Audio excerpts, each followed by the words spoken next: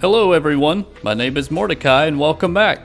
This week I'm going to be covering mission modifiers and how they can affect you not only in combat, but pretty much how you're going to be setting up some of your trap tunnels. So this is not really, my last videos have been very trap tunnel heavy based, so this one's going to be more about trying to help you pay attention to those modifiers because they're very important, especially in the later stages of the game, such as end of canny and pretty much all of twine.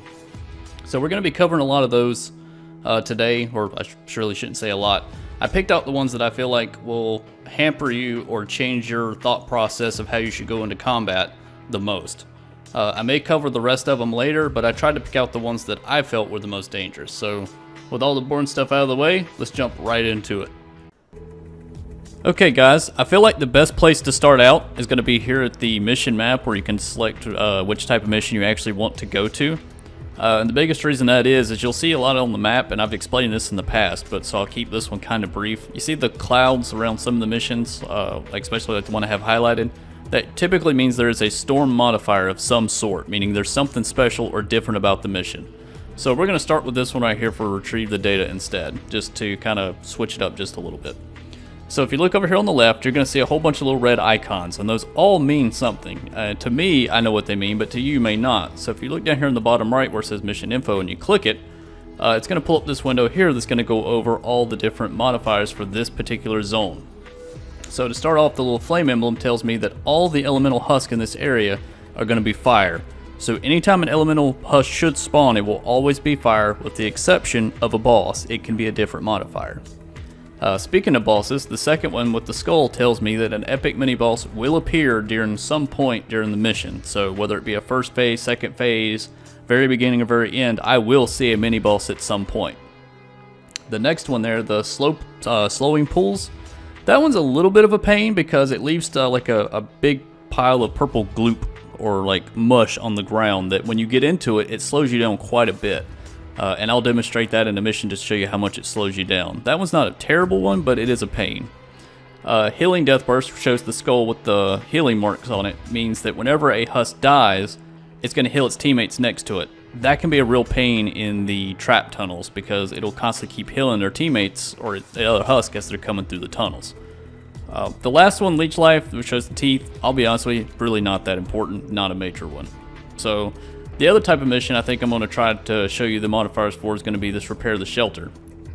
And if I click the mission info on this one too, I see it's also a firestorm, which I've already covered on the last one. So again, any elemental that spawns will be a fire one with the exception of a mini boss. And much like the last one, this one has the skull icon, which indicates that it is indeed going to have a mini boss of some sort. That third one there, exploding Deathbomb, which shows like the troll, what I call the troll bomb. It is probably the biggest pain for your trap tunnels if you don't know how to deal with it.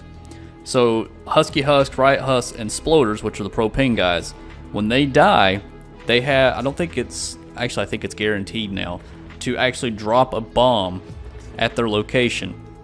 And now you may be thinking, well, that's not terrible, I guess. Problem is, that'll damage not only your structures of your trap tunnel, if there's propane in that tunnel, this bomb sets it off, which is going to set off a chain reaction for the rest of your tunnel. So a lot of times when you do exploding death bomb type missions, you don't really want to do damaging type traps. They're honestly, it's a bad idea. You want to kind of do something that's going to delay the husks, such as like the wall launchers and the wall pushers, and kind of like recycle them through. You don't really want to kill them unless it's either a low level mission or you're just comfortable with your abilities, especially in the higher ones.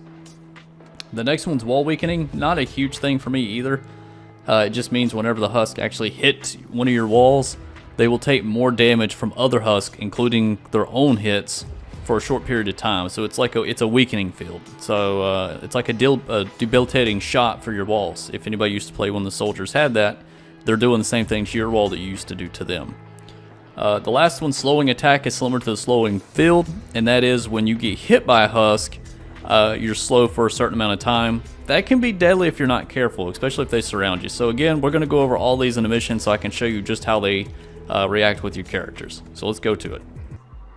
Alright guys, the first one I'm going to show you is going to be slowing attacks. So the idea is that anytime one of the husks melee or hits you, and I think it has to be a melee attack if I'm not mistaken, they're going to slow you down pretty significantly actually. It's really not a big deal unless you play ninjas quite a bit. So I'm going to kind of show you here. I kind of killed off a couple of them. Yeah, the bees don't slow me down, but there we go. You see they got the little yellow arrows pointing down, indicating that I'm slowed. And you can see here I'm actually just moving normal, and then if I sprint, I'll be slower. So let him hit me again. Come on, dude, hit me. You can do it, I believe. All right, there we go. I'm sprinting right now, meaning I'm holding my shift key to sprint, and that's as fast as I can go, and then now it picks back up. So you're basically doing a slight jog. So not a good thing if you get surrounded, but again, it's not a huge deal, especially if you play your cards right. Alright guys, the next one up is going to be Healing Deathburst, and as I described in the main screen, this one can be a pain if you're not careful. The idea is that if you have a whole bunch of husks coming through your trap tunnel and your traps are killing them, if they're dying at the exact same time, it's no problem. If one is dying before the other, that is a huge problem because that means they're going to be healing their buddies and they can make it further into the tunnel. This is especially painful if you have a smasher and he's surrounded by the little ones and they keep dying. It's just going to keep healing him up. So I made a makeshift trap tunnel. I'm going to throw up 2 gas traps. Let's trigger these dudes here. And then hope I don't set off the propane and blow up my own tunnel before I get a chance to do my little trap here. So let's see, and that, yep, that was propane. Thankfully it didn't go all the way in, so let's see if I can show you what I mean. When some of these dudes die, yes, some of their life just won't back up. These 2 are damaged, bam, he got all of his life back just about in one burst. So again, that's very bad when it comes to the smashers, and honestly it's bad for a lot of the husks because they can make it further just by teaming off of each other from dying. That's why the Healing Deathburst can sometimes be overlooked. It's not a huge problem, just be very careful and pay attention to it. Alright, next up is going to be Exploding Death Bombs, and I'm going to call this part 1 because I plan on doing a part 2 to show you what happens when you have propane involved as well. So right now it's mainly to show you what it actually does. So I made a little 1x1 trap. I'm going to pretend the area behind me is the objective, so I'm going to trigger all these guys here to try to make them come over and go through the gas traps and just show you what the death bomb looks like. So shoot a couple of these dudes and then run over this way. Alright, let me kind of wait up for him here, because if I go too far, they may turn back around. So, let's dance around a little. And again, if you remember what I read, it's only from the Husky Hucks, the Riot, and the Propane guys. So the little normal ones, like the pitchers and all them, they won't drop the bombs. However, these guys will. So let me show you. See that? Little Troublesome. When that goes off, you can see it damage the building structures that I had placed. Normally, you know, that's not a big deal. Where it becomes a big deal is when you have propane. So I'm going to jump over to another section here and I'm going to show you just what I mean, because believe me, it can be a really nasty day if those go off with propane in your tunnel.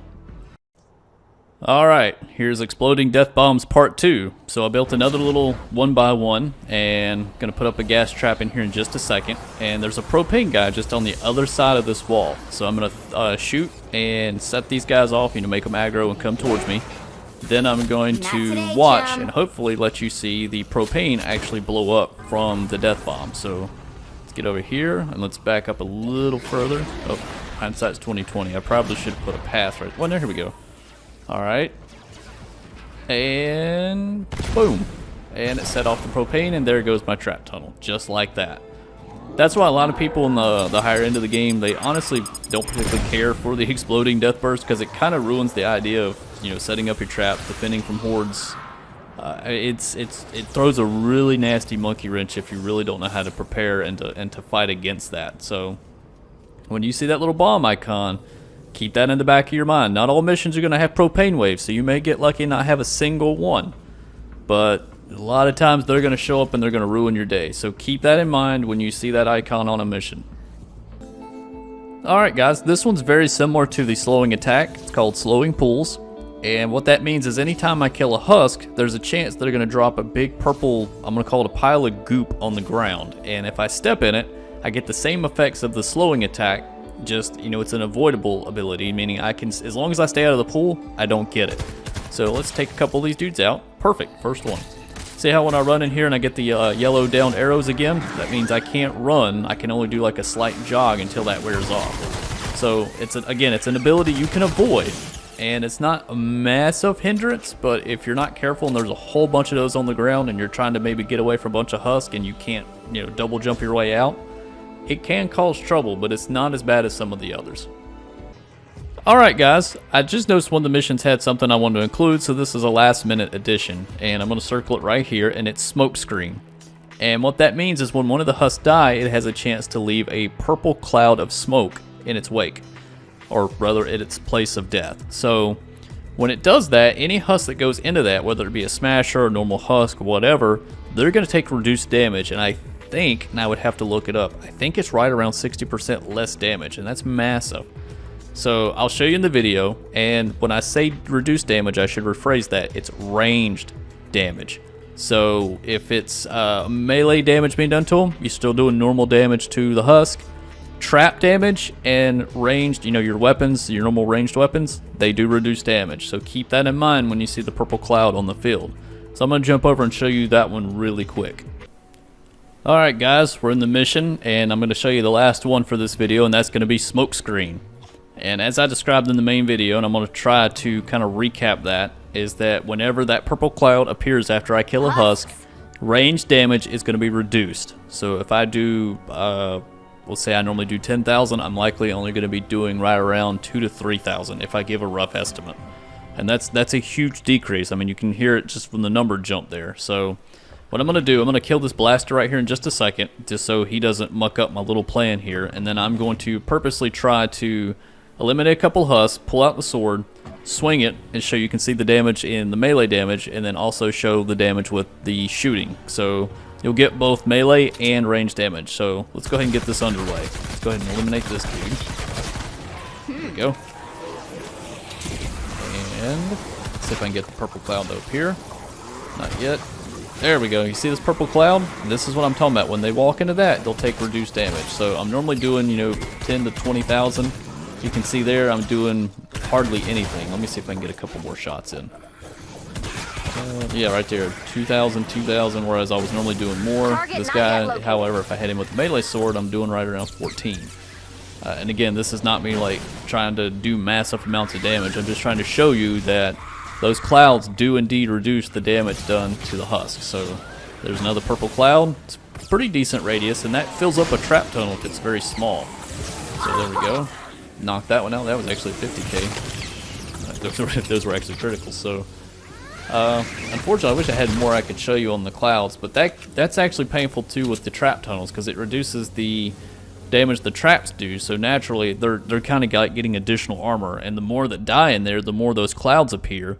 So they can naturally make it just as far as when they have the healing Deathburst. So keep all this in mind.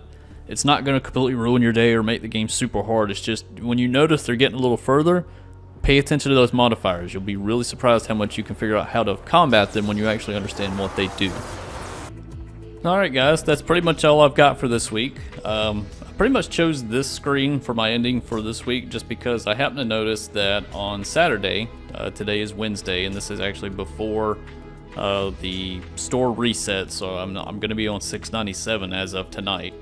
So Saturday I will hit the big 700 days logged in. I actually should have hit this about, if I had to give or take, I would say about a month ago, but over the last 2 years of playing this game, I unfortunately had missed time either due to work or you know, just being sick or what have you. So I missed probably a grand total of 30 days, more of it being from work than anything else, like such as just being out of town. But yeah, it's kind of hard to believe that August of 2017 is when I started playing, so it's been well over 2 years since I started. Really long journey, feels really, it's been a fun game, I have to admit, been great. But if you guys want, I can maybe next week do another. I did one about 3 months ago when I hit 600. For the 700 days logged in video, I can go through my collection again, and if you guys want to see that, or I can stick with the mission modifiers or what have you. If I don't hear a whole lot of feedback on that, I may not do it this time. I may wait and do it at like 750 or 800 or something like that, especially if I get more stuff. But either way, I'm willing to do whatever. So if you guys want to see that, let me know. I'll be more than happy to show it off for next week's video. If not, I'm going to stick to my normal schedule. So with all that fun, boring stuff out of the way, I'd like to send out thank you again to people who have been putting my stuff on Reddit. Again, it feels weird to see that type of stuff get on there because, again, I've never been one to put myself out there like that. So for those of you that have been doing that, you know, I have no words. I greatly appreciate it. But now that all the sappy boring stuff's out of the way, I'm gonna cut out, and I will see you guys next week.